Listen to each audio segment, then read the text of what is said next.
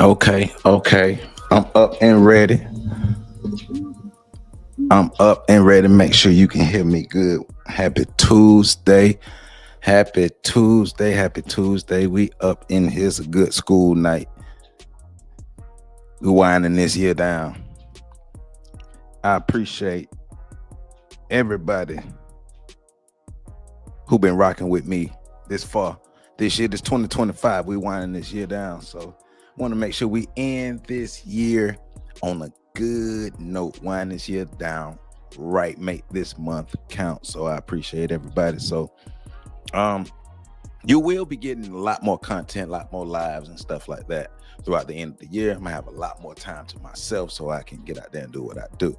So we got some stuff to get into tonight. We don't have a lot of time, but we got some stuff to get into. We got two topics to handle that we're getting into. But first, I want to give a big shout out to my man Dion White, my main Mr. Dion White. Appreciate you for being up in here, my brother. Thank you. Mr. Terrell, what's going on, my brother? How you doing? Good evening to you as well, my brother. How you doing? Y'all come on in. Welcome to Tuesday Night Live. We're on the shoulders of giants. Please hit that like button as you come in. Let's run these numbers up. Let's run these likes up. Let's get this information out. Let's make sure our people can benefit from these constructive conversations. It was a madhouse over here last Saturday. It's a madhouse talking about the situation between Baba Small and Tariq Nasheed. It's a madhouse over here, but I'm glad we had the chance to have that conversation and get the information out. But there's not going to be a lot of clearing the air up between the two groups and stuff. I'm not trying to get into it. I'm not trying to get into it like that. I want black people to have peace because we got bigger fish to fry. We got other things that we need to pay attention to. So tonight, two topics that we're dealing with. First topic, you saw the thumbnail, you see the title. This is a video by what's this brother's name? This is a video by the brother Ed Post. Is from the Ed Post YouTube channel. The title of the video is AI, Racism, and Black Culture. We're going to deal with the AI and racism aspect of the video. Basically they're talking about a future where the AI, the robots, all the technology that we're using will be programmed to also be racist along with the white supremacists. What's going on, Renee? How are you doing, my sister? This good evening. How you doing? Welcome. Thank you for being here. So the way AI is being built, the way it's being programmed, the way it's being constructed, it's being programmed by people who already come with implicit biases, people who have racism within the fabric of their soul. So if these people are programming the AI, then the AI in turn will show racist biases. And so he is basing his talk off of a article or a study by Nature, and Nature is a scholarly journal, and I happen to find that study. So we are going to go a bit through that study, not all the way through it. I will put the link in the description. If I haven't already, I will add the link to the description. But it's a long study talking about implicit biases and racism. The title of it is AI Generates Covertly Racist Decisions About People Based on Their Dialect. So that's what we're getting into. The first part. The second part is black folk, we need to learn how to mind our business, right? There's a beef going on between Asians and whites, and black people decide to stick their nose in. I appreciate you, Renee. I appreciate you being here and rocking with me, and we over here growing. So thank you to everybody, but thank you as well. So black folk are sticking their nose in the business between Asians and whites. Asians and whites got a beef going on. I forgot the exact nature of the beef, but Asians and whites have a beef going on. And black people decide to stick their nose in because the Asians are pretty much getting their Asian wake-up call, basically. White people are not treating them the same way that they would have treated them in the past. And Asians are starting to see what black people are talking about, starting to get the treatment that black people have gotten, not totally the treatment, but some of the light work treatment that black people have gotten. And black people are young, especially a lot of young folk chiming in And it's like, I told you so, but also in the sense of taking sides. And I'm here to say, black folks, slow your roll, mind your business. And I'm gonna tell you, when we get to that part, I'm gonna tell you why I'm telling folk to mind their business. Because, you know, one thing I am gonna say, we are not other people's pit bulls. That's one of the main reasons why I want black people to mind our business, because black people are not the pit bulls. We're not the attack dogs for other groups of people. When they finally get their wake up calls, when they finally figure out that white supremacy or white people that they thought was down with them ain't really down with them like that, right? So when they finally get that, they want black people to be their friends. So I should have thought about that. And I'm even tied back to a video of Breakdown Friday me, Pat, and PC did, talking about the wedge theory. And real briefly, the wedge theory basically goes into talking about the wedge that was built, or the wedge that was placed, or matter of fact, let me restate it, the wedge that the Asian community helped to create between them and black people, because they chose white proximity. They chose to assimilate into white culture. They chose whiteness. And then when whiteness rejected them, they want to come back and try to be our friends. We ain't doing that. We ain't doing all that. But first, let's talk about these races as robots, or robots being programmed to be racist. So we're about to get deep into this, knee deep into this. So make sure y'all get your snacks, get your water, use the bathroom, do whatever we need to do, because we got to get our learn on, do what we need to do. So racist robots, please hit that like button and let's get into it. Anyways, today I wanted to talk about something that I think is timely and important, and it's AI.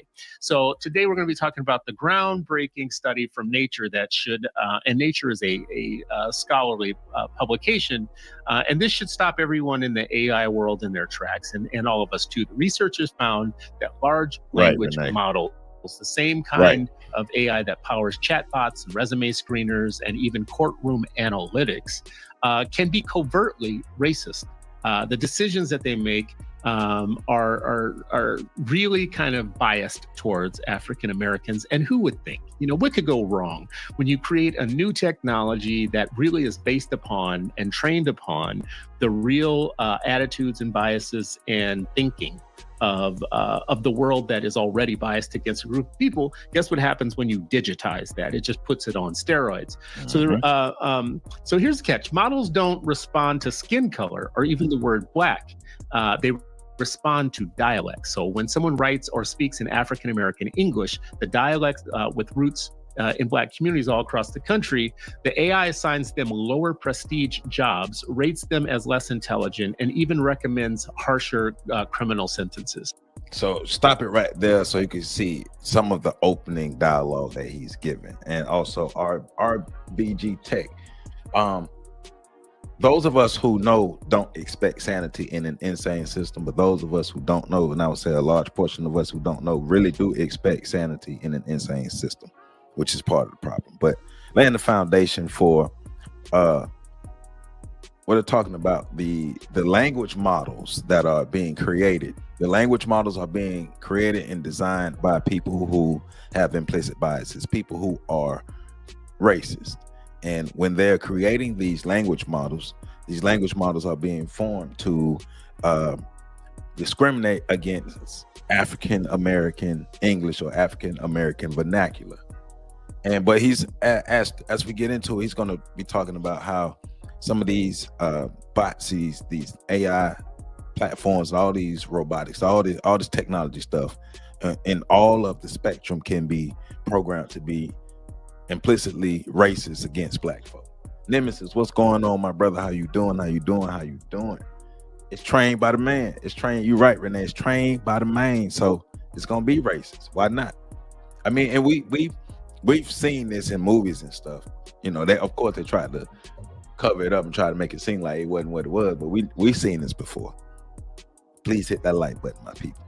So this is what happens when you have systems that are already crooked racially, but then you install large language models which just amplify the same type of biases that exist in real human beings. And get what I just said now. So you have AI in things like chatbots, but you also have it in things like resume screeners for companies and courtroom analytics, right?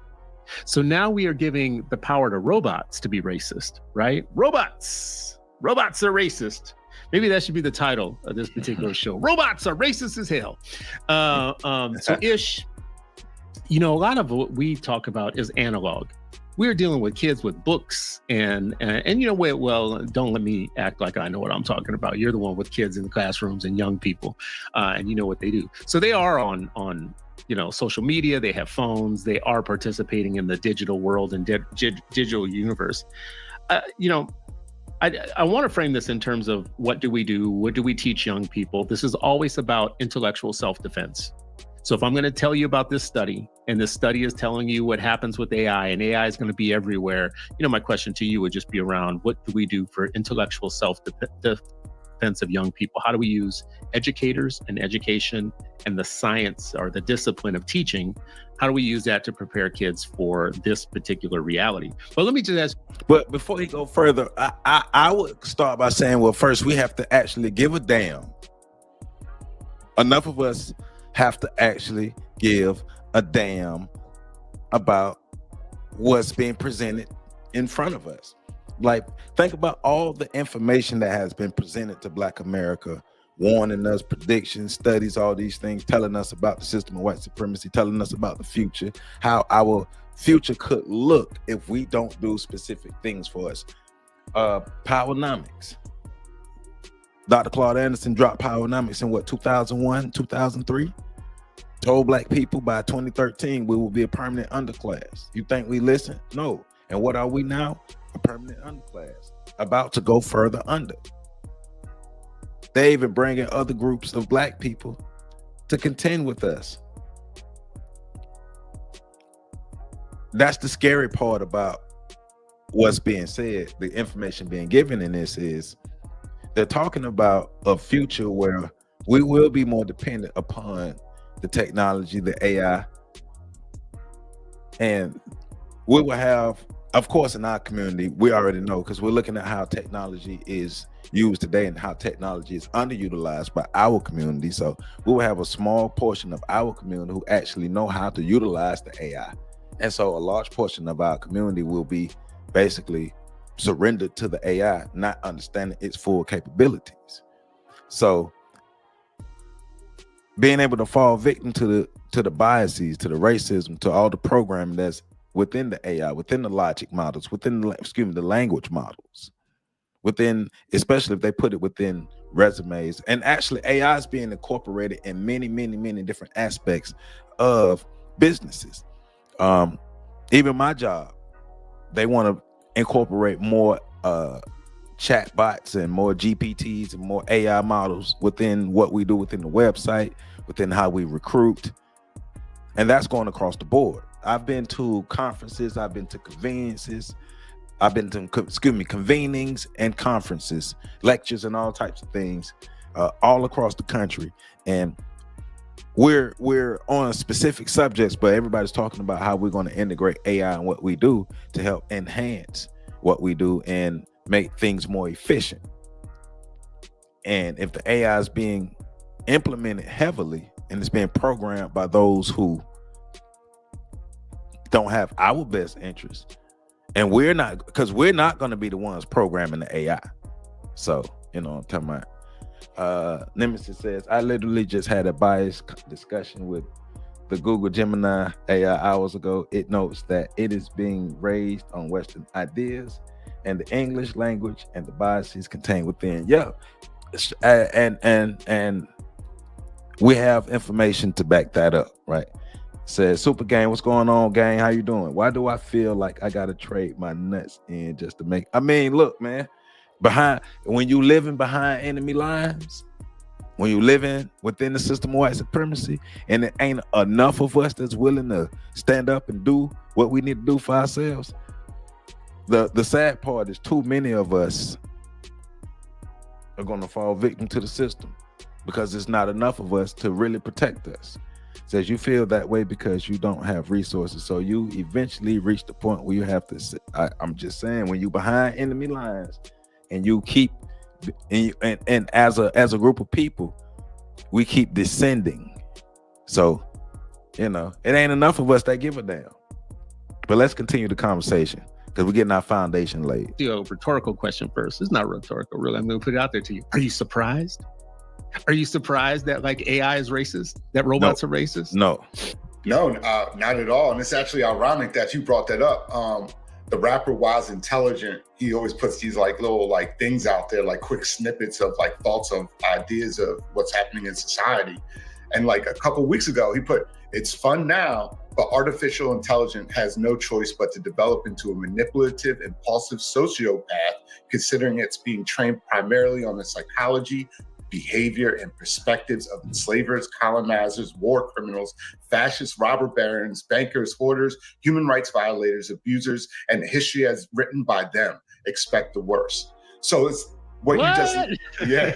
So like right there, what you just said, and obviously when I saw that, John, I thought it was right on point, because who's programming it, right? Right. What are the major companies that are funding it? Already they've admitted that police would have access to your, chat files if ever type of like an investigation happened, and they want to have access to what you were typing into that. So it's almost like you're putting it in there, expect it to be on front page, you know what I mean? So that changes the whole dynamic, especially the way people have been using it. But overall, we're talking about a society that's born from this. And of course, if we're talking about what's extended and what's an extension off of it, it's going to reflect the values and the morals and of the dominant group that created it. And unfortunately, within our current context, we're talking about war criminals, robber barons, bankers, and their interests do not align with the average person, let alone align with Black people as a collective whole. And ultimately will lead towards detriment, whether it's job availability or it's just being, caricatured or, stereotyped into a certain box based on the algorithm. So do we look at the position we put ourselves in by not being able to produce for ourselves like we should? Because if we were in a better position to produce for ourselves, we could create AI that doesn't have the implicit biases. We could create AI that actually is that's infused with justice, that's infused with things that would benefit us. But unfortunately, we're at a position where we are forced to use AI that is created not by us, but by our oppressors, by the psychopaths that he's talking about. So if psychopaths are programming the AI, if psychopaths have the resources, the money, and access to create the AI, and we only have the access to use it, well, I mean, we will always feel this way. And I don't know about y'all, but I'm tired of the feeling part, because I'm always thinking about, all right, so how do we do something different? Because as of right now in 2025, and for the foreseeable future dealing with AI, we up shit's creek without a paddle. But we can look ahead and say, all right, well, we got a group of young people. Let's have a real look at the future and make sure that we train these young people to be able to compete in this future and be able to create in this future and produce for themselves in this. I'm talking logical. I'm talking logic again. Because I'm talking about something that's going to actually take real work. And are we really willing to sacrifice for the future? Nemesis says, we've been here before, by the way.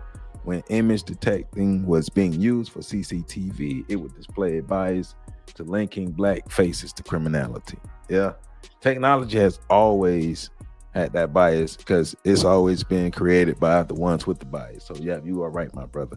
We're teaching the babies hexadecimal, or we just go toward refinement. Aren't we already late? Yeah, we way late on the AI bus as for right now for the foreseeable future.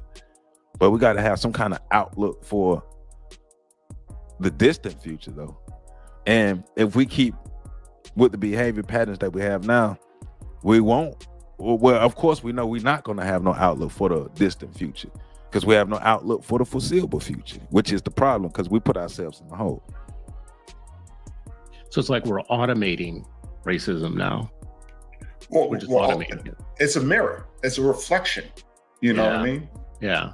I mean, it's based on, we think that AI and artificial intelligence is a thinking model. Like it's intelligence on its own. But really what it is it's a great repeater. It actually, it's a fast lookup and a fast output of information that already exists. So it's almost like, it's a parlor trick. If the lights went out today, we wouldn't be ready. If the power went out today, we wouldn't be ready. Nemesis, you're right. We ain't ready for nothing. It's kind of like, we think it's like the Oracle. Like, we're sitting around like, oh my God, it's like fire. Woo, oh my God, look what it can do. And it is amazing what it can do fairly quickly, but we should not at this point separate it from the human beings that it was trained on, and the human beings that it was trained on have a lot of biases. This is something that I was told that I don't know 100% true, is that the majority of the large language model was trained on Reddit. So Reddit is this big population of people talking about everything, almost everything. So it's probably one of the easiest data sets to kind of harvest for. Well, if it's trained on Reddit, then it's filled to the rim with racism. Trained on Reddit. That's funny. That's funny. So let me read you all before he go further. Let me read you all, because he mentioned that this discussion came from the scholarly journal, which is called Nature. And the title of the article is AI Generates Racist Decisions About People Based on Their Dialect. And so I start with the abstract. It said that's not true. It uses Reddit in terms of studying casual speech patterns. You're right. All right. Well, still some racism in there, so I don't know. I don't know. I know people I work with, they hunt deer every weekend in the cold, shooting and knowing. Yeah, we don't know how to do none of that. We don't know how to fish. A lot of us don't know how to fish, none of that. A lot of us, we don't. Let me read this abstract. Hundreds of millions of people now interact with language models, with users ranging from helping with writing to informing hiring decisions. However, these language models are known to perpetuate systematic racial prejudices, making their judgments biased in problematic ways about groups such as African Americans. Although previous research has focused on overt racism in language models, social scientists have argued that racism with a more subtle character has developed over time, particularly in the United States after the Civil Rights Movement. It is unknown whether this covert racism manifests in language models. Here, we demonstrate that language models embody covert racism in the form of dialectic prejudice, exhibiting racio-linguistic stereotypes about speakers of African American English or AAE that are more negative than any human stereotypes about African Americans ever experimentally recorded. By contrast, language models' overt stereotypes about African Americans are more positive. Dialect prejudice has the potential for harmful consequences. Language models are more likely to suggest that speakers of AAE be assigned less prestigious jobs, be convicted of crimes, and be sentenced to death. Finally, we show that current practices of alleviating racial biases in language models such as human preference alignment exacerbate the discrepancy between covert and overt stereotypes by superficially obscuring the racism that language models maintain on a deeper level. Our findings have far-reaching implications for the fair and safe use of language technology. So that's the abstract of this article. AI generates covertly racist decisions about people based on their dialect, which this conversation is based off of. It said, isn't Reddit a white supremacist site? It said, our only problem is that them let that sink in. Okay. Reddit has so many communities that it can be, and you know, it's something in there. I'm not going, you know, I ain't gonna act like I'm a Reddit expert, but we know it's if they're using Reddit, we know it's all type of different language and dialect styles in there, but we know the racism would be a part of that. I'm not gonna say it's the dominant one because I'm not even on Reddit, so I ain't even gonna act like I know like that. But just understand about what I've seen on Reddit, some of the conversations that I've seen on Reddit, because Pat like to share Reddit threads, and so based on what I've seen off of Reddit. Now, I'm not going to act like I'm a Reddit expert, but there will be something in there. So, just about like, you know, camera reviews is something I look up all the time. You know, that's going to be on Reddit. Cars, that's going to be on Reddit. You know, there's going to be somebody talking about every single thing that you might Google search for. Right. So training it on Reddit is really smart. But Reddit also has some dark alleys and dark corners, right? So there's some neighborhoods on Reddit that you may not want to go, just like Twitter. Same thing. Or like any of the other ones, right? You know, you might, you know, Black Reddit might be a little different than Aryan Reddit. You know, who knows? And I don't want to diss Reddit because for the most part, it is informational and there's a lot of great information on Reddit. But so getting back to the question around intellectual self-defense, right? This is the thing that I'm preoccupied and obsessed with right now. When we are talking about education, that's what I think it is. It's intellectual self-defense, preparation for young people for a world that they're going to inherit and enter into that is going to be a little bit like the terror dome. It's going to be a little bit like a competition of sorts of which they're not advantaged in the beginning when they get in, but we can muscle them up before they get there intellectually. But if so, my question is, if you want to have a conversation about intellectual self-defense, due to a future rise of racist AI, are you being genuine having that conversation, knowing the state of where we are as a whole when it comes to education and making sure that intellectualism is something that we actually push as a total culture? Because yes, we have pockets where an intellectual is celebrated, where intellectualism is pushed, but as a whole, we're talking about a culture of people where we have more people who will celebrate someone coming home from prison than we will somebody earning a master's or a PhD or even a bachelor's, or anybody, you know, achieving anything within the intellectual realm. So wouldn't that conversation be a bit disingenuous to expect, or wouldn't it be like counterproductive though to expect a large mass of Black America to take this serious, or to have some even a mindset of intellectual self-defense, because we don't value intellect as a whole like we should? So that's one of my questions. That would be one of my questions for him. Are we even ready to get to that point to talking about intellectual self-defense? I mean, just earlier this year, we were talking about how our children as a whole, not just young Black boys, but our children as a whole, you know, literacy issues, comprehension issues. So now we're talking about intellectual self-defense. I mean, I think if we're looking at it from a realistic standpoint, we dug ourselves into a hole. And so, of course, we turn around and ask, well, how do we get out of the hole? Well, one thing, we got to stop digging, but it's too many of us in this hole that don't give a damn about not stopping digging. So, yeah, it said you can't push cultural and Western-centered religion at the same time, dudes.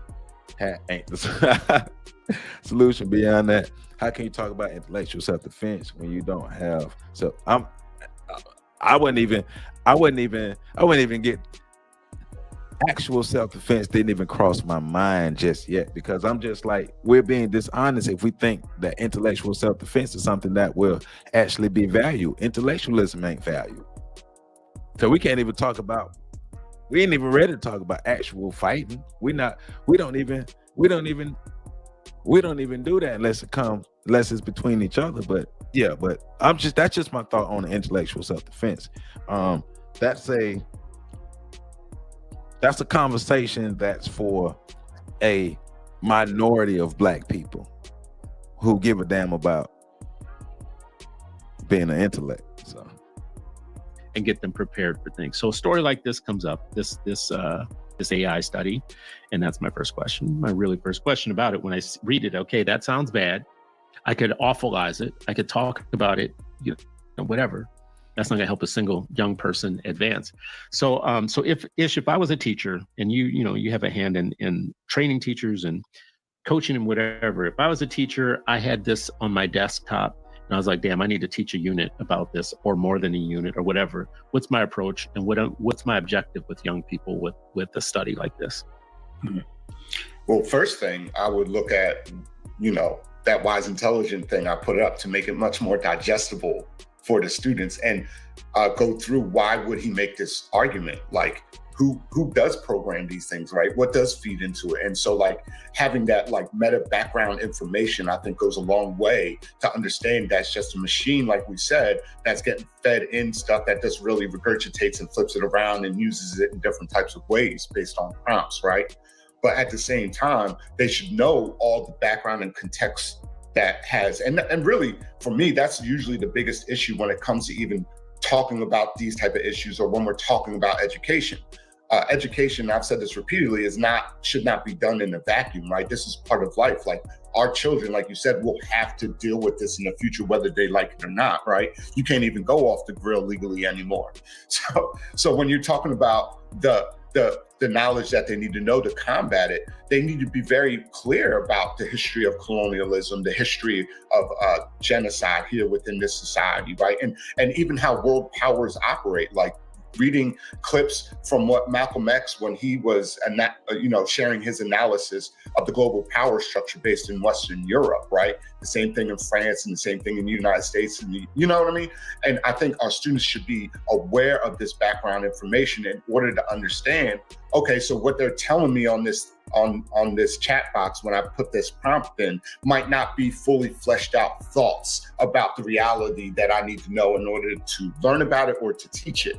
And so it's very important that the teacher has the background knowledge and is fully aware of all the details that are involved about what they're asking the students to demonstrate that they understand or know, right? And so once you know that, you can tell right off the jump if it's a chat box or AI response, because it lacks the nuance, it lacks the complexity around what the history is, that it might have gaps in its own algorithm around because people aren't asking it, or it hasn't been programmed or fed information from certain authors. So like all those things go into factor, but the students need to know that, right? And I would even say developing your own. So there are ways where you can take like a chat and then and put information into it for yourself. That might be a good experiment to see how it goes. And then there's also more than one AI machine like that.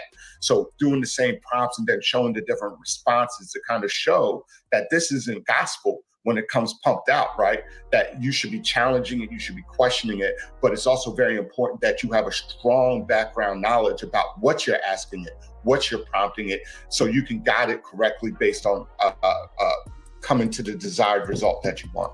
So one of the things, I'm gonna make myself big. One of the things getting to, because it kind of hit on it, is talking about teachers being able to understand the chat box, understand the AI, understand the GPTs, and teach that. And that's one of the problems that I have is behind the 8 ball on that, the ones who are going to teach the information, right? Because if the majority of the teachers who are currently teaching don't know none of this, so they're going to have to learn it first. They're going to have to learn it. They're going to have to master it first before they can teach it to their students. And so how many students do you lose in the term of teaching that? And then when the students go home, who's going to reinforce it at home, because it has to be a total communal thing when we're talking about the education of the children. So it's the children that's a component, it's the parents, and it's the teachers. And so you have to have that communal component put together to really teach this. And I hear what they're saying, but to me it sounds more like a long-term thing. Renee says yeah, intellectual self-defense there, yeah, it ain't real. The dumbing down of society as a whole has been accomplished, especially the dumbing down of FBA, which is always by design. And that's one of the things too, is because we have been dumbed down, we have arrested development, because the things we value, education, intellectualism is not something we value as a whole. And so you're trying to get people who don't value this to value their future. People who historically have not valued their future to value the future, because there's another wrinkle in the fold. Yeah, it matters to us because we value our future. But I'm looking at it from a big picture standpoint, not just within my sphere, within my circles, or within the realms that I exist in. Like, if we're talking about the future, we're talking about Black people as a whole, how it affects us. I'm not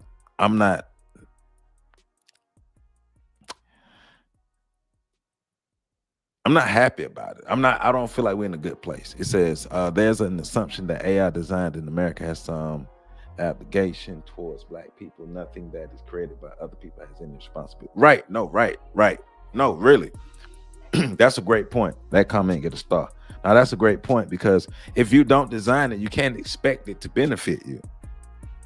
It's asinine to expect something that you did not design to benefit you. And going back to what I was saying earlier, we have to have Black people designing the AI. Something that they were talking about earlier, having to be able to, even in this thing that I just paused, having the knowledge, having our historical knowledge, having our scholarship, the foundation of our scholarship together, having that together in conjunction with understanding how to program this, so you can put the information in. But I mean, we have to program it for us, and if we don't program it for us, we're still using somebody else's programming. We're still using somebody else's product, and that product was created for them. We're just allowed to use it. Yeah, that's asinine. It's unrealistic, and it's crazy to think that somebody else's thing will benefit us, or it's supposed to benefit us. Do we need LLMs if we don't have social cohesion? LLMs? What exactly is? Help me out. My mind ain't. What's an LLM? And our students need that skill. So when I look at these studies, I have a strong response to them, strong opinions about them, whatever. What would I do as a teacher to safeguard the fact that I'm teaching kids how to think rather than what to think? Yes. I'm asking you too. I'm asking you a question like, all right, so you're saying, do we need language models if we don't have social cohesion?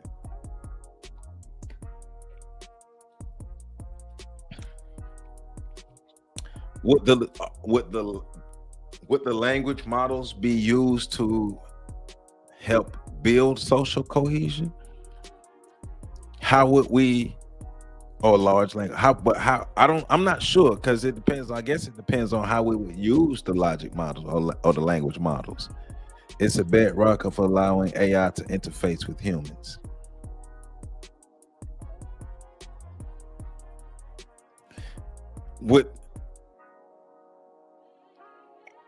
Would they be used to create social cohesion? I guess that would be my first question, because I'm asking that because I'm not that familiar with logic language models like that as far as the interaction with human beings. Like, I'm still learning this stuff as well, so I'm not gonna act like I'm an expert. So I'm gonna say what a lot of people rarely say on YouTube.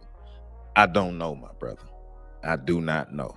I will have to get into that and look at it and do a little more study and get back to you on that. But I don't know, and I don't want to sound crazy, so I don't know.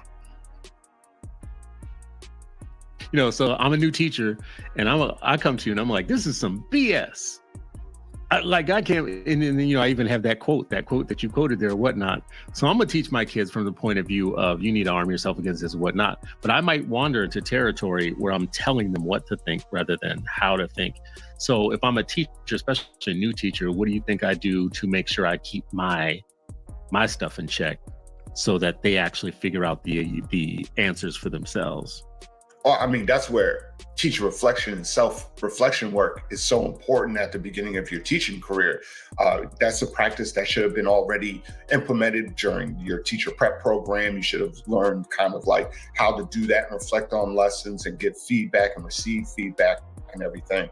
But like as a new teacher, there is a thin line, right, between telling them what they should think and then how to think, right?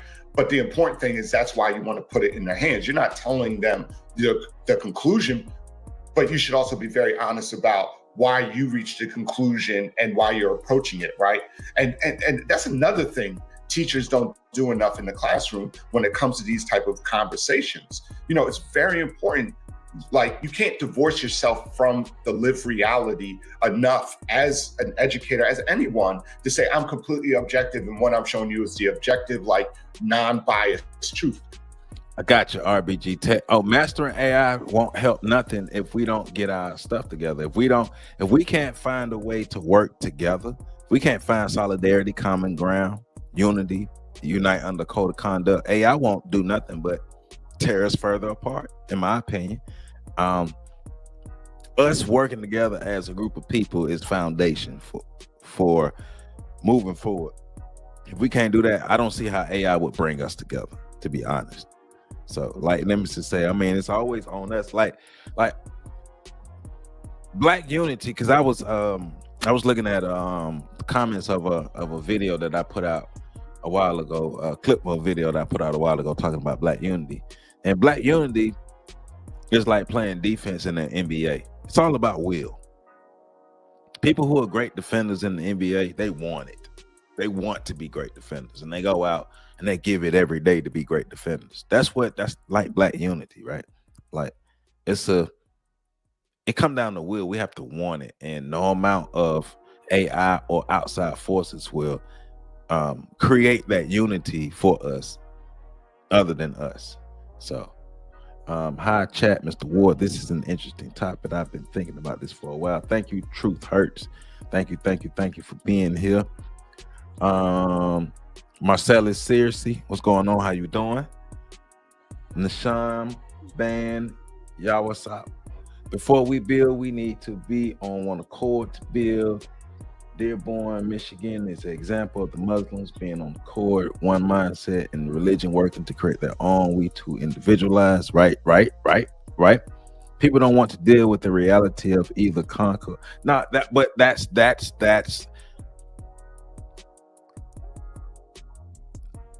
That's one of our biggest problems, because I don't have a problem with telling us, hey, Black folk, we got our asses kicked. We got our asses kicked, and we still getting our asses kicked. See, people don't like when I break it down to that, because people want to intellectualize ass whoopings. Can't intellectualize ass whooping. We didn't intellectualize ourselves into this situation. We're not going to intellectualize ourselves out of this situation, right? And so it does come down to conquer or be conquered. The strong, well, like Dr. Clark said, the parable, the meek shall inherit the earth. Then Dr. Clark came back, and said, well, after that, the strong will inherit the meek. That's how the world works when it comes to humanity. Either conquer or be conquered. You either can kick ass or you're gonna get your ass kicked, right? So everything else will just be tools we use to either help us get our ass kicked or kick ass. So why is going to creep its way in there? So how do you mediate that? And one of the ways you can mediate that is be very honest in the beginning and the upfront of the conversation about why, what your thoughts are on the situation. Why did you reach the conclusions you do? And maybe even model that type of like kind of processing for the students in a scaffolded type of activity or a scaffolded lesson that allows them to kind of go through the motions, not to reach the same conclusion, but kind of learn those critical thinking kind of like patterns and pathways that can get them to a closer idea of what they truly believe. I'm going to ask you kind of a dangerous and provocative question regarding this. Feels a little bit like respectability politics when I'm about to ask you, but the studies found that the most common models like Chat GPT-4 and above are outwardly anti-racist, but inwardly kind of they harbor what are considered archaic stereotypes from the 1930s. So they associate the way that young people talk, or not just young people, all people talk with their worth. So African-American vernacular English is associated in large language models with the word lazy and stupid, and it mirrors 1930s, kind of stereotypes about Blacks. That's something that got picked up in the model that Right. is inherent, and it's called ratio-linguistic bias. Look at this. Look at these fancy words coming out today. Ratio-linguistic bias. And I remember years ago, there was like a big thing about it, Ebonics. And these big words for I can, because I can. Ratio-linguistic bias. I can, because I can.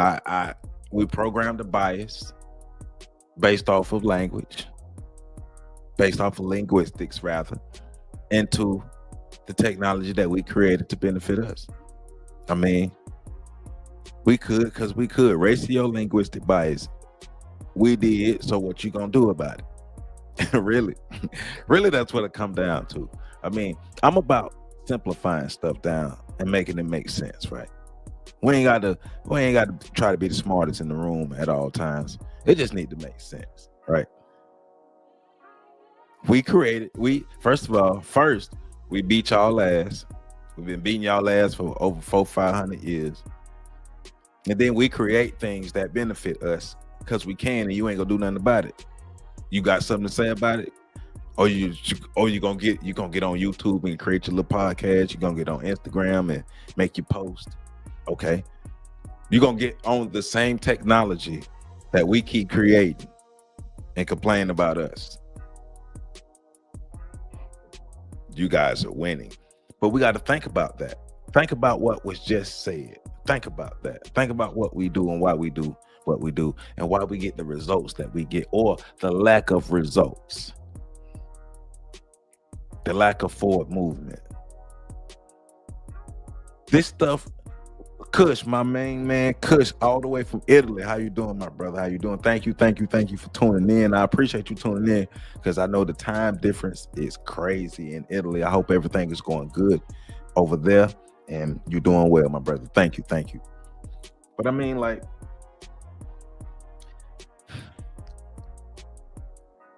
I always say that technology can be one or two things for us. It could be a tool that we can use to enhance our lives, or it can be a mortal enemy to us. And right now, for the bulk of us, technology is a mortal enemy. For a small portion of us, technology is a tool that we can use to improve our lives. But we have to be able to understand where we really are. I think a lot of us really do. Some of us understand where we are. Some of us don't. Some of us are not honest about it. So, but this is the first story, and I told you we got two stories to get to in a little amount of time. So this is the further I'm gonna go with this and this video.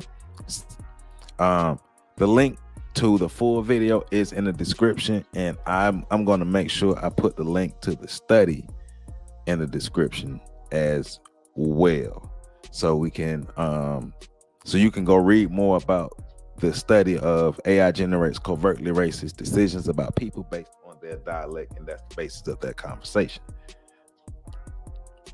African American English or African American vernacular is being pinged as something negative and could be something that holds people back. Further on the conversation, they talk about if AI is being used for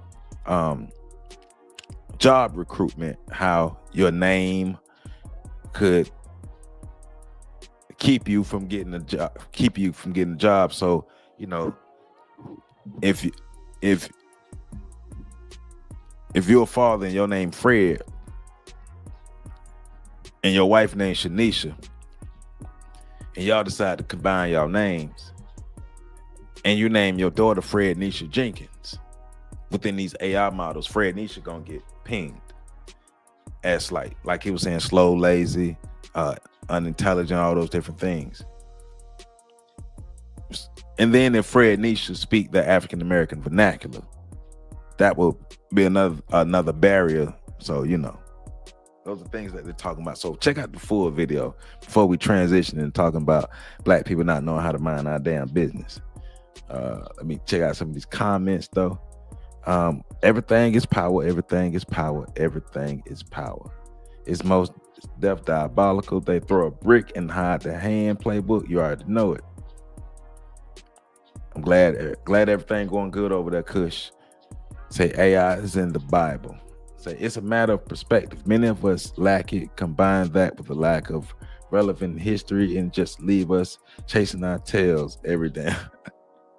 Yeah, I mean, once again, you know, we don't have a solid foundation put together for us as a people to build off of what we're talking about. Everything else, it won't help us. It won't help us if we don't have our stuff together. It said Revelation 6:22. All right, if you can't scripture me, same lotto numbers missing. All right, so let's shift gears. Let's shift gears. White folk and Asian folk beefing. I forgot the specific beef. They're gonna talk about it in the video, but white folk and Asian folk beefing. Asian people. This Asian girl said when white people come into Asian stores, she give them the side eye like they're not supposed to be there, and that caused a whole firestorm because it was a girl who they call her Asian. She's white and Asian. And she talked about how when white people come into Asian stores, she give them a side eye, and that caused the whole firestorm and all that. Black people saw it and was like, yeah, that happened to us too. And yada, yada, and black people sticking their nose in. And basically the title of this video is Black Folks Are in Asian People's Business. Good. I say, hell no. Black folk, mind your business. That's it. Just mind your business. And because we can't mind our business, that's how we ended up. That's how we're going to end up being used as attack dogs. And then we're going to be mad at the Asians because we don't learn from history. What did Dr. Clark said? If you want to find a friend, look in the mirror. We keep trying to help everybody else with their causes, and we can't help ourselves. It's crazy, but check this out. This is a lot of young folk too, and a lot of young folk out here doing stuff on their own too, because you know of the rift between the young and the old. So as I was having a conversation with GPT, I asked why they made AI accessible to everyone, knowing we'll damn sure use it to fight wars. And what did it say? So let's go ahead and start this video. Folks, I have updates. I have updates on the situation we just talked about on this channel, about Asian American discourse, about H-Mart discourse. You might remember that my most recent video, aside from a bonus video about my ethnic background, was covering H-Mart Gate, a discourse that surfaced from TikTok, where a young Asian content creator talked about side-eyeing white people at Asian grocery stores, and several Asian content creators essentially took her comments completely out of context and sent kind of a hate mob towards her that was mostly comprised of white people. I really am a nice person, but I can't stop myself from giving snark to the white people at Asian grocery stores. I'm sorry, I'm not sorry. I can't stop. Like, I just side eye. So Asians don't want white folk in their spaces now, after trying to be white people's best friends for the longest. Now they don't want white people in their spaces, and then they want us to come to their defense and be like, yeah, white people stay out of Asian spaces. Asians, we know exactly how you feel. Let's be friends. Nah, because we know how y'all treat us. We know how y'all have treated us historically. We know how you still treat us. And once again, we are not attack dogs for other groups of people when they got beef with white people. So when white people give y'all they butt the kiss, now y'all want to be black people's friends. We're not doing that. So because you said the AI said the answer for yes, why they made AI accessible to everyone, knowing that we'll damn sure use it to fight wars. You said the answer was greed makes them make mistakes. Although we don't need AI to make right. Every time I see you there, what are you doing here? And like, arguably, I could be in the right if they're like, you know, taking up space loudly in the way. But I do it even when they're not. We talked about assimilation as politics. We talked about irresponsibility with people's platforms. That situation has a lot of updates. But in order to talk about those updates, we should start here. Because as this has been going on, more reasons to question white people's relationship with Asianness and Asian culture have emerged. And the video that's about to come up, it's another example of white people reminding folk that they don't really mess with everybody like that, even though everybody want to assimilate to white culture. You know, Asians came in hard assimilating the white culture. They weren't rocking with us at all. Like at all, they was not rocking with us. And now that white people saying, we don't mess with y'all asses either. Y'all asses ain't invited to Utopia either. Now they want to be our friends. We can't do that. Said Joe, is the enemy of our enemy our friend? If yes, how can we? If there was a we use that as those in the past to advance. I'm not aligning with anybody who gave me their ass to kiss in the past just because they got beef with white people. That's their business. That's their problem. Deal with it. You should have been genuine up front. We will not join other people's fights because things are not going their way now. You should have been friendly from the beginning. You should have been about solidarity with us against the white man from the beginning. They took the bait. White people gave them an opportunity to boo-boo on us, and they took it. And they kept boo-booing on us, and they still boo-booing on us. They're not our friends. We may have a common enemy, but they are an enemy as well. The Asian community as a whole has been in opposition to the black community as a whole. We will not come help them clean up their mess. I'm not doing it. I say that. Said they still do. Asians and whites share the same common genome, the Neanderthal genome. I start with this example from these two young Asian folks, East Asian folks in the US. My boyfriend and I are wearing our Adidas Tang Dynasty jackets, and these white teenagers came up to us after we ate dinner, started pointing at us, and then started saying ni hao, ni hao, and they were just like, what happened. oh my god. And listen to her how she trying to sound white too. So we were walking back to our car, and they were walking towards us, a huge group of white girls, and they looked at us and they're like, oh my god, ni hao, ni hao, ni hao, ni hao. And I was like, what? Am I hearing this right? I don't know, like I was like processing it because I was just like, dude, like it's kind of insane that it's happening in the Bay Area, but I was just kind of like trying to process what they were saying, and then I just started noticing that they were like bowing at us too. Like they were just like pointing, laughing, and bowing. Guess where they were headed? They went into a freaking boba shop. Like right after they were pointing and laughing and bowing at us and saying ni hao, they walked into a boba shop. I don't understand how you can like be blatantly racist to somebody and then go ahead and consume their culture afterwards. It makes like, I don't understand how you could be blatantly you sound like a white girl. Why are you complaining about them being racist to you and then going consuming your culture? You sound like them. Do you not see the irony in this? You literally sound like a white girl. But hey, that part ain't our business. I just want to point that out. No sense. Honestly, at the restaurant that we were eating dinner at, like complimented our jackets and asked where we got it from. But I think it's so sad because this was my first time wearing this jacket out in the States. And that was the first experience I got with it. Oh boy, it's not like this is the first time something like this has happened. Again, the timing here is kind of interesting. And if you see the comments responding to this TikTok, H Mart Asian girl will always be valid. Here we go. The things I was saying, the things I was saying. Yes, people are seeing it. That's what Black people experience, and that's why we understood H Mart situation. They call it for us now, right? And that's why the grocery thing is valid. And this is essentially the essence of like what this problem is coming down to, right? Asian and Black American solidarity now, handshake emoji, everywhere in our country, but especially here in the Bay. Like this comment, Asian and Black solidarity now. No, why? Why? Based off of what? Because the Asians are going through it with white people. That mean we gotta join? No. That's not how that fight. That's not how that that's not how that works. Rather, that's a fact. BRICS is good for balance, but it's not for full potential. Damn Black. Hey, Jared Brown, you do your thing, my brother. Ain't nobody gonna stop you from doing your thing, my brother. Get you as many as you want, my brother. Do your thing.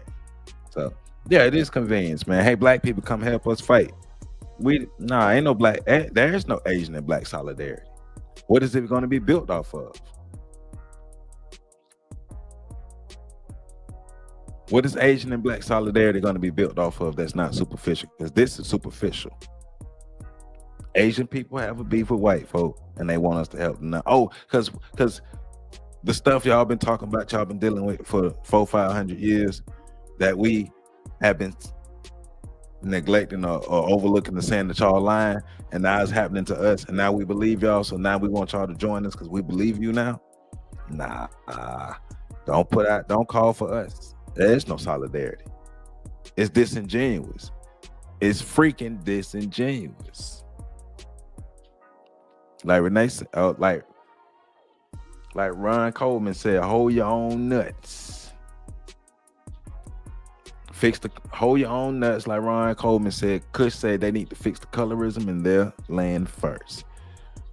Black, the darker you, no matter where you are in the world, the darker you are treated the worst. And they know that. There's no Asian and Black solidarity. Culture vultures who view you as subhuman is a collective problem. Let's not do this alone, right? And which group exactly are we calling culture vultures? Whites, Asians, or both? They're gonna start saying boba is white now, like what they did with matcha. And this is exactly what I was talking about when I was defending Madeline, the original content creator from the H Mart Gate scandal. Obviously, there are reasons to feel uncomfortable or suspicious of white people's participations in monoethnic Asian spaces, being in Asian grocery stores. And she was so clear, right? She was crystal clear about how she was encouraging white people to go into Asian grocery stores, encouraging everybody to support local Asian businesses, saying that she's the problem, calling herself a bitch, right? And yet these other East Asian content creators took her video and used it to suggest that she was advocating for segregation, that she was telling people not to go into Asian grocery stores, and then questioning her Asianness. It was actually quite disgusting. No. And seeing this justice is actually really heartening. And part of it comes from, interacting with the reality around you, especially in MAGA era, right? We're in 2025. And this is the time period where you want to be talking about coddling white people at Asian grocery stores, hanging around them, making sure that they know what they're buying. As Ed and Sujia, the content creators responding to Madeline, were saying, this is the time period wherein you want to be attacking a Asian content creator for saying, I don't know, I feel uncomfortable with white people in these spaces. After all this history that we... So I wonder if Black people put a call out for the Asians to come help us. Well, we already know the answer to that. You might get a couple of Asians who went to school with to show up, but it says, weren't Asians calling for solidarity a year ago when they realized the acceptance in Ivy League universities declined after they dismantled affirmative action? They would, yes, especially through the Asian hate saga and all that stuff there too. Yeah, I mean,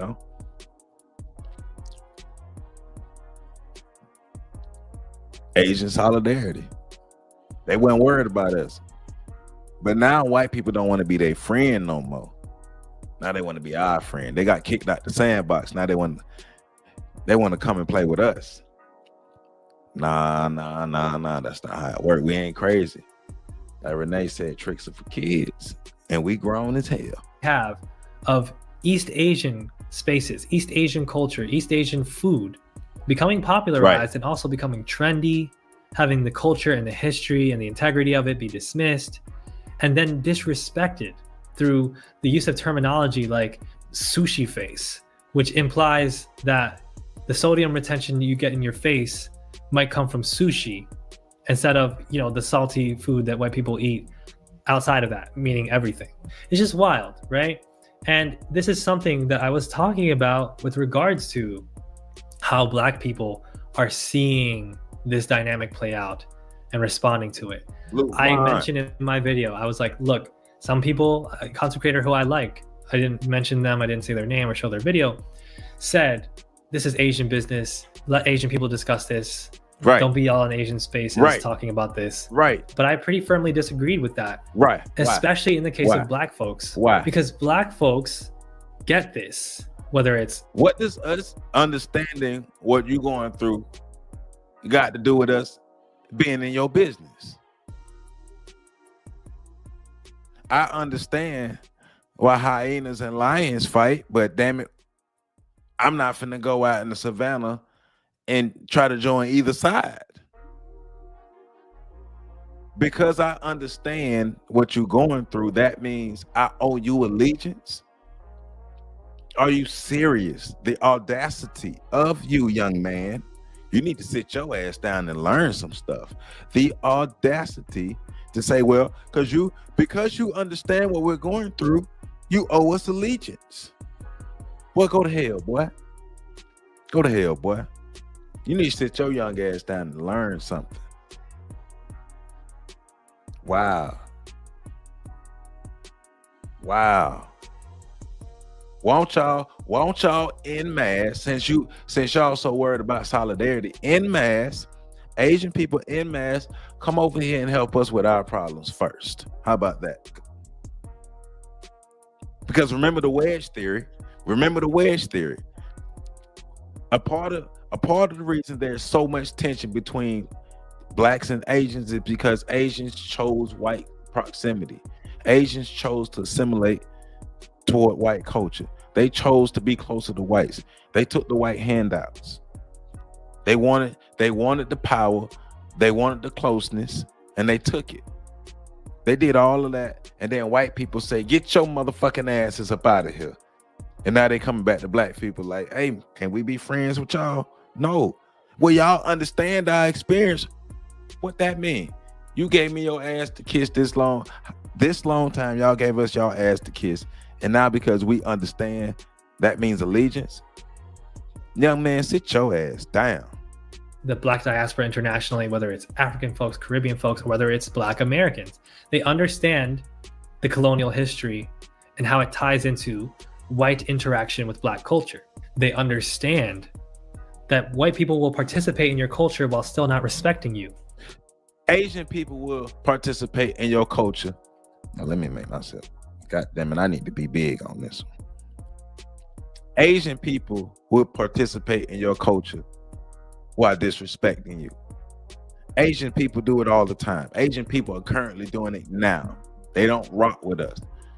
And they, as many aspects of Black American culture, they take it. That's why they're over there wearing Wu-Tang clothes, spinning on their head right now. There are Asians walking around with afros and weave locks in their heads. They've taken our culture while still disrespecting us.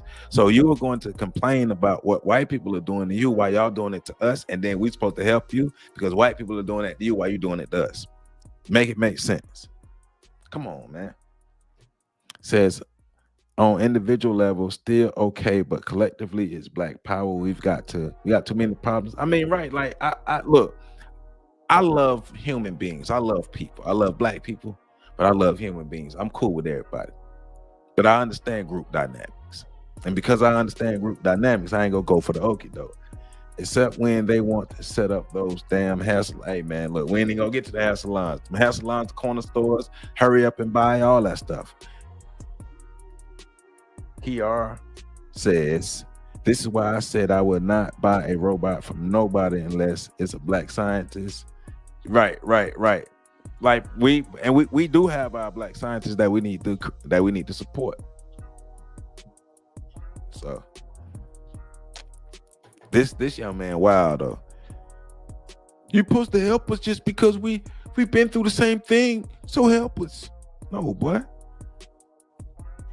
That even when you can't see it clearly, when it's not overt or it's not direct, white people will be disrespectful in these spaces. And that's not to say... My bad. I forgot to put it back.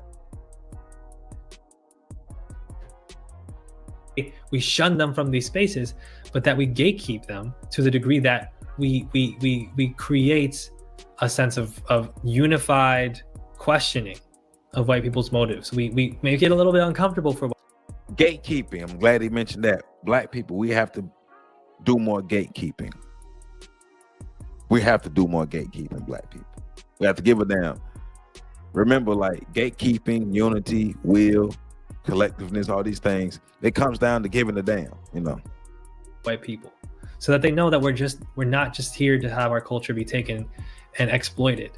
And like this is kind of exactly what played out. I have to give so much credit to Nelly because she was the one who really put me onto this story and put me onto this dynamic in particular, pointing out black commenters who were like, as a black person, Madeline, I totally understand what you're saying. I totally understand why you would side-eye people at an Asian grocery store. I'm actually pissed that all these other Asian folks are undermining your experience. And we saw that play out more and more on TikTok. So here's one example of a TikToker acknowledging this. To add, why is it that every black person on my For You page who is commenting on the side-eyeing or not side-eyeing white people in H Mart, they get it like that, like what's going on and why that's a thing. But like there's fully grown Asian creators who are like super defensive of white people for some reason. Also, you could... Welcome to America. Welcome to America, little Asian boy.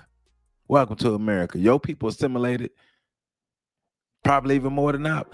Your people voluntarily assimilated. Our people, my people was beat into submission. Over 400 years, we were beaten to submission. Y'all came over here and chose to assimilate. Welcome to America. Interpret this discourse as a different thing, which is, are Asians Asian? Or are they just viewed as like half people? Whole other conversation. But you see viral TikToks of Asian people acknowledging the black folks that commented on this were right. The Asian folks were wrong by and large. They were defending white people in this situation. And see, that's my thing about about black people. You go into other people's spaces and then you fight harder for their causes than they're fighting for. So if you go into Asian people's spaces and you, as a black person, you understand the dynamics that you have with white people and white supremacy and how they treat you, and you see, okay, I see those characteristics going on with the Asian community. But then Asian people are saying, no, this is not what it is. Hey, go take your ass home. How you go in somebody else's community and try to fight harder for them than what they fighting for? If they don't see it like that, they don't see it like that. It ain't our business. Terrell says, I get side-eyed at Asian marks when I go get my mushrooms, growing my own now. I'm just saying, man, it's very hypocritical for the young man to talk about how white people treat them when they treat us the same way. Said, look who's doing the programming. The robots are programming. You already right. Say radical for God. You damn right. Programmed by the enemy. Asians get a choice to classify. Especially if you're Asian. There's a whole bunch of Asians out here too. But let's listen to this brother disappoint us. You saw other black folks, other black content creators, commentators chiming in with these points. That H Mart situation is crazy because y'all dad got on this app, twisted that lady's words, and called her wrong for what she said. And she was not wrong. As a black man in America, I completely understood what she was saying. Because growing up, all you heard was negative stereotypes from white people about the Asian culture, the black culture, the Mexican culture, and etc. But then you turn around and you see them indulge in that stereotype. So yeah, I completely understand what she's talking about. I'll even give you some examples. Growing up, all you heard was black people love fried chicken, but white people love it the most. Raising Cane's, KFC. Guess who else love fried chicken? Guess what other race of people love fried chicken too? To the point where they have something called Korean fried chicken. Yes. Chick-fil-A, go to all these places, they're dominated by mostly white people. So yeah, when I go to these places, I give them a side eye because all my life, all I heard was black people love fried chicken, but all I see is white people in these establishments. I also lived in the red state, Missouri for 2 years. I was staying in Columbia and working in Jefferson City, and I don't think you can find a black man that stays in Jefferson City. Them about the 2 whitest cities in Missouri. And my whole time there, all you heard was, oh, we're gonna build that wall. We're gonna make sure these Mexicans get out of our country and stay out of our country. But those people, they love Mexican food. I swear to you, if you go to any Mexican restaurant, it's always packed, and it's packed with not Mexican, not black, not Asian. It's always packed with white people. So yeah, you tell. Of course, you're gonna, as a Mexican. The same way Asians pack white spaces, and the same way Asians jack black culture and turn around and give us their ass to kiss. Oh, in addition to breakdancing over in Asia, they got fried chicken over there too. Just because we understand somebody's struggle don't mean we owe them alliance. Don't mean we should go jump in their thing. As soon as he went in there, he found out, seeing what was going on, he should have took his black ass home. Why are you worried about what's going on in other people's yard? Worry about what's going on in your yard. Where are the Asians in mass? Because the way black people show up for other people is unmatched. So where are the Asians in mass showing up for our issues? That's my thing. I never spread messages of hate. I like everybody. I love my black people, and black people, I think we need to spend our time getting our stuff together, but I'm not telling you not to be cool or be a human. So you're going to interact with other people. Be a kind person. We're about justice. Be a kind person. Be cool to everybody. Understand what's going on. Understand racial dynamics. So just because I'm cool with these folk over here don't mean I'm cool with the whole race, because I understand racial dynamics. And it's not my business, so I need to mind my business. So whatever they got going on over H Mart, it is whatever. Because when we go into the Asian stores, because the hurry up and buy, it exists for a reason. It exists for a reason. Let's be smart. What's the code? How you doing? I found out Korean fried chicken was created by us when we were stationed there back in the days. You already know the servicemen wanted fried chicken, so they taught the Koreans, and thus Korean fried chicken was made. And it still ain't seasoned the same way though. I tell you that. I went to San Francisco and I had some Korean fried chicken. It was crunchy, but that seasoning wasn't there like my grandma would do. Haven't we learned? No, radical for God, we haven't learned. We can't believe everything the devil say. Nope. Say white supremacists practice deception. Yep. KFC is a black woman recipe. We are too kind. Yeah, we don't keep nothing. Well, the white supremacists are the biggest hypocrites. So yes, they partake in every group's activity. Be one faith. Yeah, I mean, look, man, Asians, man, look, we don't know what to tell y'all. We've been saying stuff. Y'all ain't been listening. It ain't our job to come join y'all now that you want to listen. I don't know what to tell you. I know how to tell this young man, mind your damn business and go home. That's what I would say. We can't fix our own issues. We can't help other people. Mexican person side eye a white person in a Mexican grocery store, maybe involuntarily, maybe not as a habit, but you're going to have that feeling of discomfort in your mind. You're going to have that feeling of, okay, are you? Yeah, Nasham, I bit into that fried chicken, that Asian. It was Korean fried chicken, that double fried Korean fried chicken. I bit into it, and now, because people hyped it up. They hyped it up so good. They hyped that Korean fried chicken up so good. So I was expecting to bite into that thing and it be like some home, like some down home chicken, like the chicken I would make, or my mama would make, my daddy would make, like the ladies would make. Like the older black women would make when I grew up. Like you bite into that chicken, you get that crisp, you get that seasoned crisp, and you get that juicy seasoned. And nope, just the seasoned crisp. That's it. Another one of these people, another one of these Republicans, another one of these liberals, frankly, that has no real respect for my culture, maybe thinks you're one of the good ones, but ultimately fetishizes this stuff, right? Charlie Kelly in the chat I do research on Asian American studies. Many of the works in this field are built on Black liberation theories and praxis. Don't let the racial triangulation divide us. What you're stealing everything from us. Stealing everything from us. Being a horrible, being a shitty ally, and then try to act like we're supposed to come together. Asian people have been shitty allies to us as a whole. En masse, Asian people have been shitty allies to Black people while taking everything from us and then acting like we're supposed to be friends. Don't spit in my face, kick me in my shin, take my culture, and then come back and say the white man pushed me down, I need your help. Nope. You got to fight on your own. Excellent point. The reason why Black people get this is because anti-Blackness has covered this. Studying anti-Blackness has analyzed this.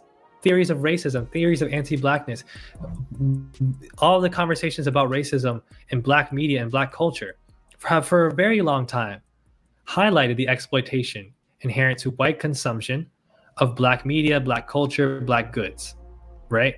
Hip hop is the prime example. And of course, Asian people are often the perpetrators of this as well. Often, hey, tell the whole, don't say what? The ones who are appropriating it, exploiting it, as is often the case in K-pop, as is often the case in China, etc. No respect for the original peoples, the original cultures, the history, the politics behind it, but all the smoke, right? All of the smoke for other Asian people who do not want to assimilate. Why? Because it's... You just gonna gloss over, hey, yeah, we stole all y'all stuff, you know what I'm saying? We stole all y'all stuff, but you know what I'm saying? But we friends though, right? The disingenuousness. If you're gonna have the conversation, young man, have the conversation. If you're gonna have it, have it. If we're gonna talk about coming into people's spaces, stealing their culture, and disrespecting them, don't have a conversation from a one-sided point of view. Don't just talk about what white people are doing to you all. Talk about what you all do to us. White people do it to us and y'all. Y'all do it to us. White people do it to us. Every group of people do it to us. Matter of fact, because we're the people with no real gatekeepers. So everybody comes in and picks off a bit of Black culture. But then you all throw it in our faces, hang it in our faces. You all rebrand it, try to rebrand it, literally sell it back to us, and then act like we friends because white people kicked you out the sandbox. That's crazy. It said lions are not native to Asian temples. Yeah, well, we know some of them original Asians, you know, because there's some ancient, some old Black ethnicities in Asia. My Roomba is a white supremacist. All it wanted to do was vacuum the floor, but it kept going after. All right, whatever. That seat at the table. It's that anti-Blackness inherent to assimilationism, right? It is simultaneously the feeling that many Asian immigrants who are often from middle-class backgrounds have grown up with this socialization that they should try to be more acceptable, that they should try to be more popular, that they should try to maintain more power within this white supremacist system. And so they socialize themselves to be welcoming towards white participation and are given no filter to understand when it's exploitative. Okay? And simultaneously, the fact that do you understand what exploitation is, young man? Because I don't think you understand what exploitation is.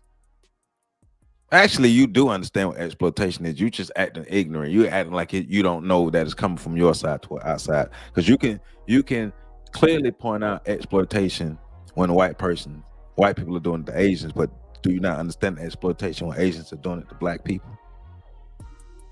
I'm just saying. Asian Americans themselves are anti-Black. There are huge anti-Blackness problems within these communities. Fucking loud. We see that with K-pop. We see it in America too. We see the amount of Asian people on the street in Astoria will say the N-word more than Black people will. That's a reality. And of course, so what are we uniting for? Like, of course, the imitation, the appropriation of Black culture. These are all things that the Asian community has been very guilty of. Okay, so simultaneously, those things happen. And that means you have no lens, no filter through which to understand the many forms racism takes. Maybe in the case of some of these content creators we're about to revisit, you might be able to point out when it's messed up that a white guy says something racist to an Asian person, makes fun of Asian food, makes fun of. His name is Elliot Sang. The YouTube channel is Elliot Sang again. Elliot Sang is his name. Asian people's eyes. You can go, oh, yo, that's really bad. You can adjust to, you can identify that bare minimum, that surface level, very obvious racism. But you've disregarded the fundamentally Black insight, the fundamentally Black American, oftentimes, insight that racism proliferates in many ways, and that they get you with all different forms of oppression. They get you with all types of tricks. Asian people don't think they're getting tricked because they don't take Black people seriously. They don't take Black people's insights seriously. This is not the only example of this. Amazing work by some of these Black content creators talking about HMarkgate. I don't mean to be in Asian folks' business. So stay your ass out. But this whole the Asian Nemesis, the assimilation is so apparent. I mean, little buddy got a brown spot on the tip of his nose. The assimilation is so apparent. H-mark thing. I know y'all ain't talking. What I'm gonna do is give an example of why I understand what she was saying.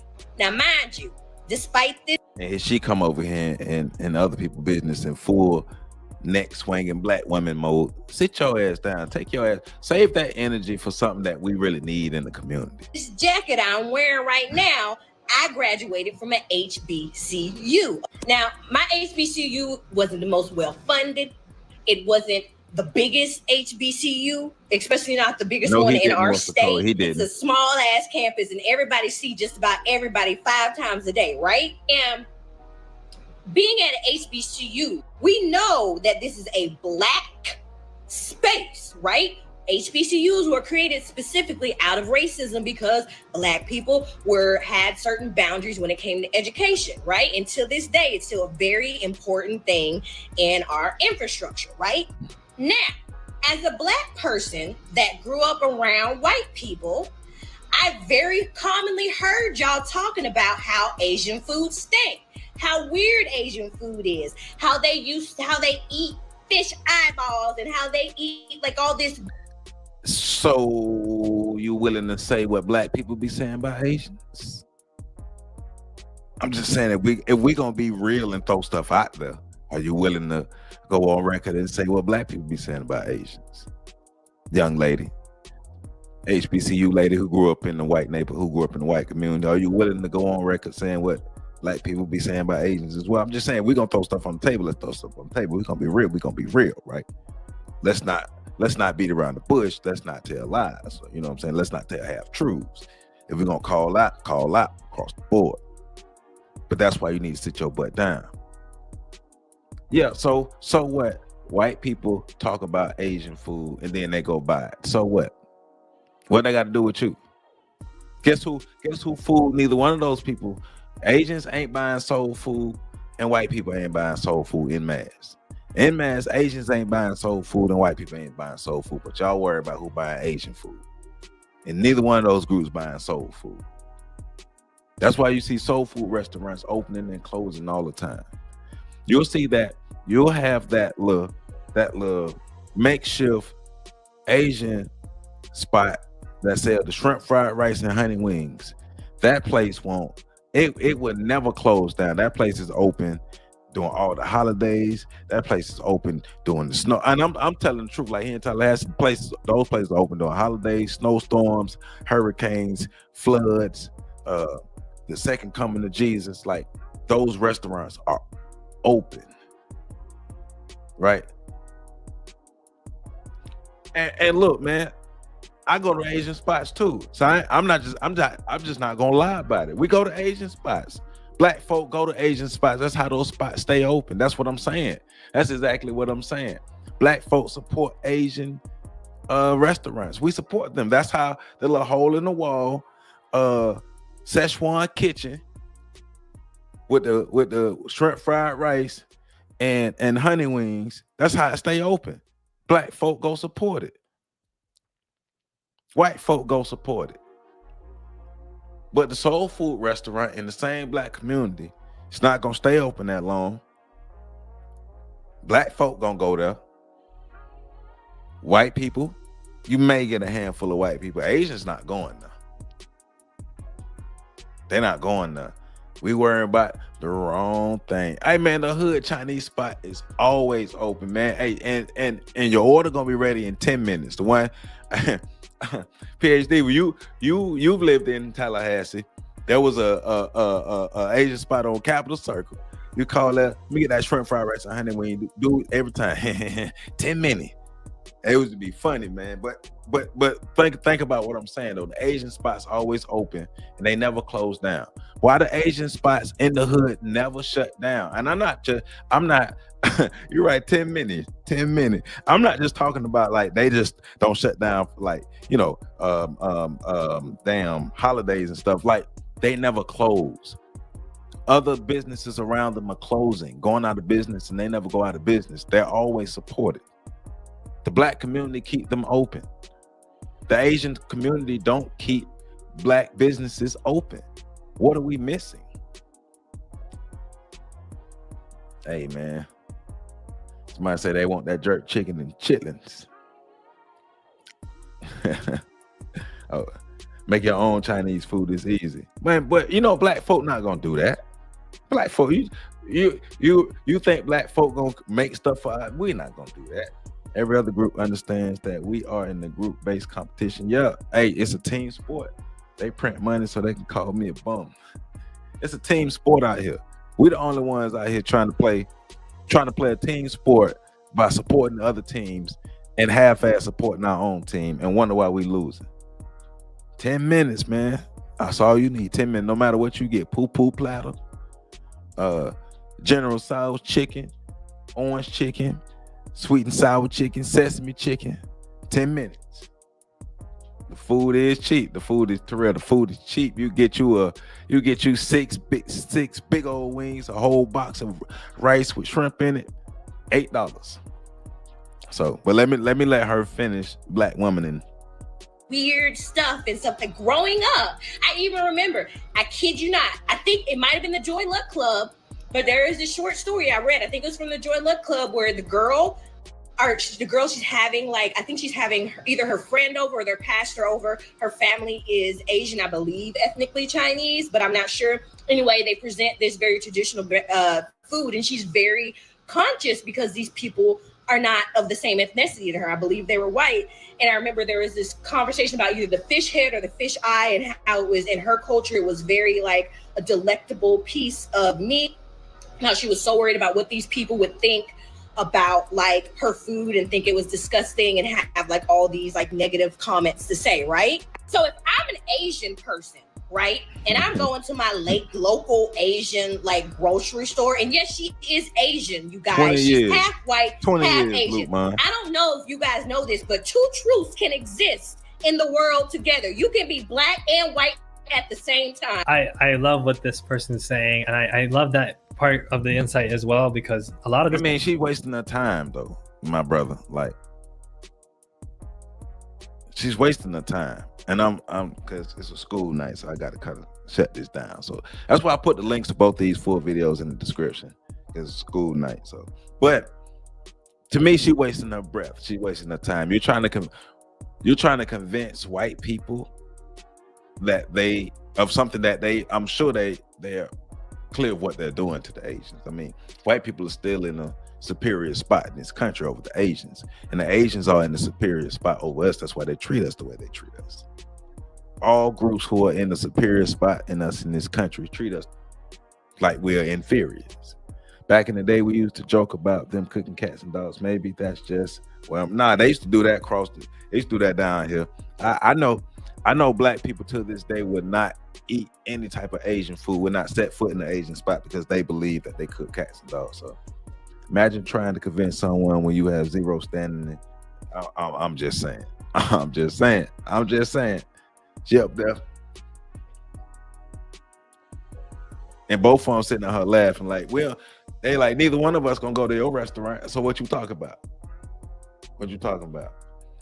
Hey man, and just speaking of food, my favorite type of food is soul food, like the healthy.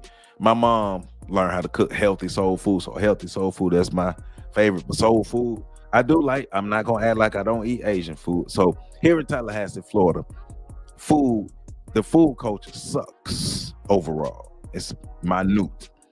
And outside of, well, in abundance, Asian food is like the best. So you get Asian food up in here.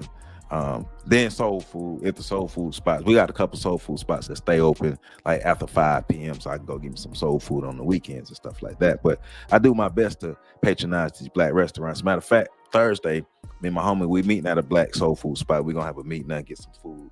I was there last week, had me some gumbo from a place called Early's Kitchen here in Tallahassee. Had me some gumbo. It was straight. Had me some gumbo and some wings. It was straight. So, but all in all, we need to be patronizing our stuff. We need to be worrying about our business, taking care of our business, and stop worrying about what other people are trying to do, right? Stop putting the cape on. Like, so black people are like blank man without the intelligence. Like, that's the superhero. We put our cape on to jump out there. Ta-da! We're gonna help you, and we end up getting our asses whooped. We the ones get slapped around and called Susan because we have no powers. And we're trying to help everybody else, and we haven't helped ourselves. I don't patronize any of these businesses anymore, only black-owned businesses.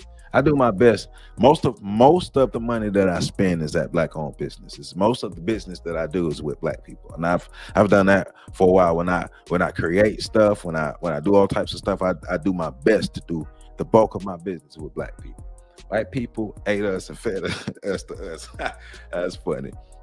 Why it's much easier to try to explain water to a fish than to stop being bait. Hey.